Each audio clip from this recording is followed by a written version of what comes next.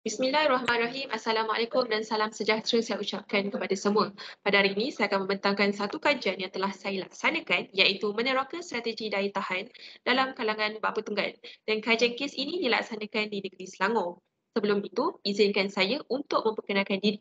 Saya, Tengku Syahada Elisa Tunku Adam Azli, merupakan pelajar tahun akhir dari program kerja sosial dari Fakulti Sains Sosial dan Kemanusiaan Universiti Kebangsaan Malaysia. Perkataan penceraian merupakan satu perkataan yang sinonim dan tidak asing dalam kalangan masyarakat. Oleh itu, berlakunya pandemik COVID-19 yang lalu telah memberikan impak dalam keharmonian dan kestabilan rumah tangga dalam kalangan pasangan suami isteri.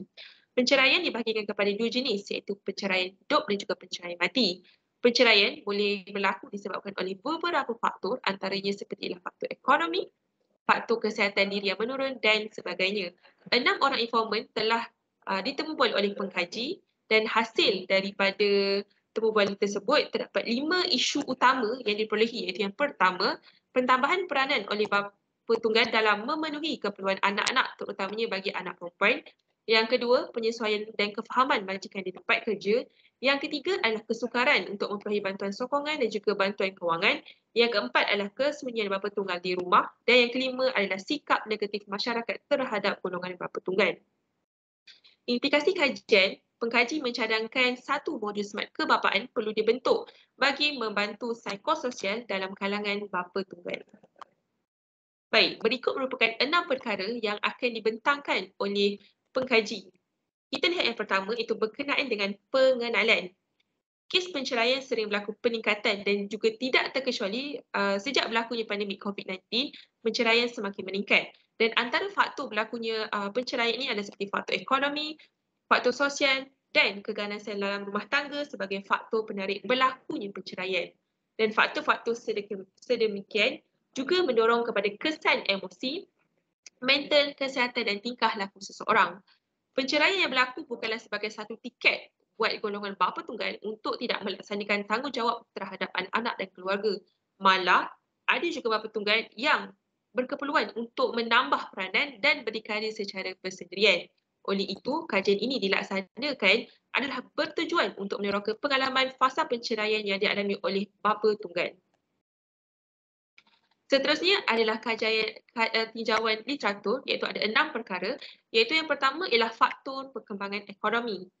Apabila berlaku rendah dalam pendapatan maka kecenderungan untuk berlaku penceraian adalah tinggi. Yang kedua adalah strategi daya tahan yang mana terdapat dua kaedah dalam menghadapi masalah ataupun tekanan iaitu yang pertama dalam emotional focus coping ataupun EFC dan yang kedua adalah problem focus coping PFC yang mana kecenderungan seseorang untuk menggunakannya mengikut kepada kematangan bagi mengatasi sesuatu situasi.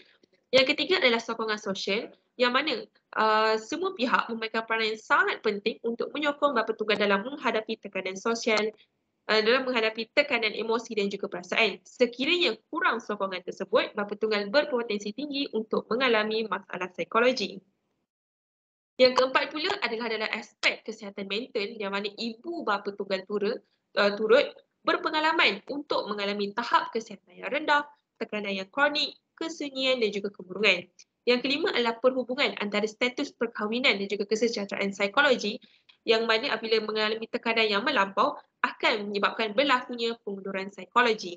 Dan yang kelima adalah tingkah laku masyarakat mempengaruhi kepada kehidupan golongan bapa tunggal. Apabila masyarakat memberikan satu layanan ataupun tanggapan negatif kepada bapa tunggal seperti mempersoalkan, mempersedakan, memandang rendah serta memberikan sokongan yang rendah jauh berbanding kepada golongan ibu tunggal telah memberikan kesan yang mendalam kepada psikososial dan juga psikologi bapa tunggal.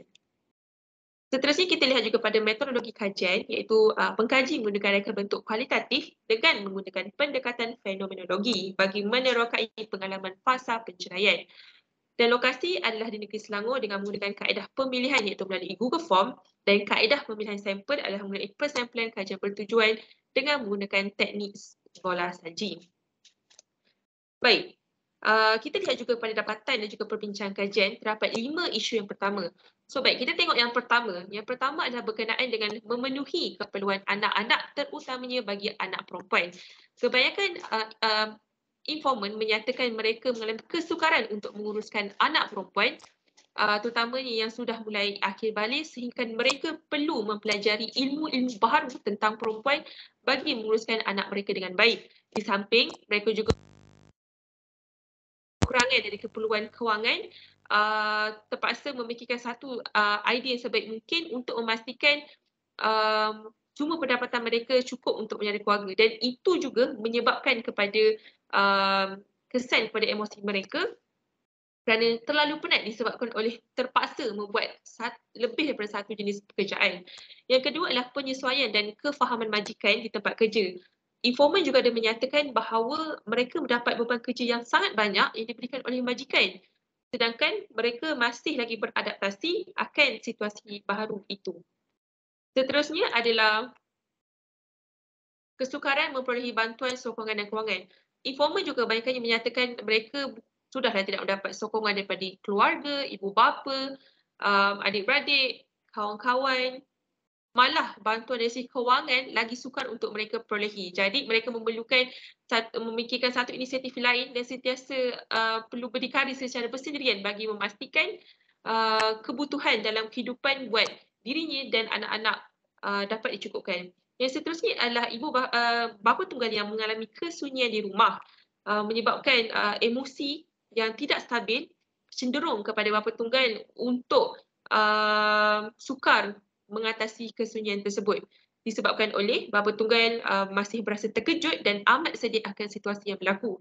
Dan yang kelima adalah sikap negatif masyarakat. Masyarakat bukanlah sahaja tidak menyokong, malah menyebarkan fitnah dan cerita-cerita yang bukan-bukan, sehingga kan menjejaskan kepada psikologi dan juga psikososial bapa tunggal untuk meneruskan kehidupan bersama anak-anak. Baiklah, seterusnya ini merupakan rumusan hasil dapatan dan perbincangan kajian, dan gambar rajah ini lebih memudahkan untuk pembaca atau pendengar memahami perkara isu-isu yang dibentangkan oleh pengkaji. Baik, seterusnya adalah rumusan dan juga cadangan kajian. Hasil kajian, pengkaji mendapati terdapat 5 isu utama yang dialami oleh bapa tunggal dalam menjalani kehidupan yang perlu ditangani dan diberikan bantuan segera demi kesejahteraan psikososial dan psikologi mereka. Dan berikut merupakan antara cadangan yang pengkaji cadangkan, iaitu yang pertama, mengadakan satu program modul smart kebapaan yang memberikan manfaat kepada bapa tunggal, malah juga memberikan kebaikan kepada anak-anak. Yang kedua, bapa tunggal juga perlu berubah dan bersikap lebih terbuka diri untuk meminta pertolongan sekiranya memerlukan pertolongan. Yang ketiga adalah bapa tunggal juga perlu menyertai program akademik dan mempelajari ilmu-ilmu kemahiran dalam menguruskan keluarga. Dan yang keempat adalah berkenaan dengan peranan, yang mana ahli keluarga dan kenalan memainkan peranan yang sangat penting dalam membantu golongan bapa tunggal dari segi emosi dan juga perasaan. Oleh itu, keluarga dan kenalan perlulah sedar dan ketahui akan isu-isu bapa tunggal ini. Seterusnya adalah peranan pihak kerajaan dalam membuatkan satu program ataupun intervensi untuk membantu golongan bapa tunggal ini dari segi menyalurkan beberapa bantuan-bantuan seperti kewangan, psikososial dan sebagainya. Dan yang ketiga adalah media massa yang memainkan peranan yang sangat penting dalam menyebarkan kesedaran ilmu-ilmu pengetahuan tentang bapa tunggal agar memastikan isu ataupun hak golongan bapa tunggal ini tidak dianaktirikan. Seperti mana perjuangan yang dilaksanakan oleh golongan ibu tunggal, perjuangan untuk bapa tunggal juga tidak patut ditinggalkan. Dan itu sahaja daripada saya. Sekiranya terdapat sebarang persoalan atau pertanyaan yang ingin tanya, bolehlah menghubungi saya melalui email atau melalui telefon yang tertera. Dan sekali lagi, saya juga mengharapkan kajian yang dilaksanakan ini dapat memberikan manfaat yang berguna kepada semua dan juga kebaikan bersama. Sekian daripada saya. Sekian, terima kasih. Assalamualaikum dan selamat sejahtera.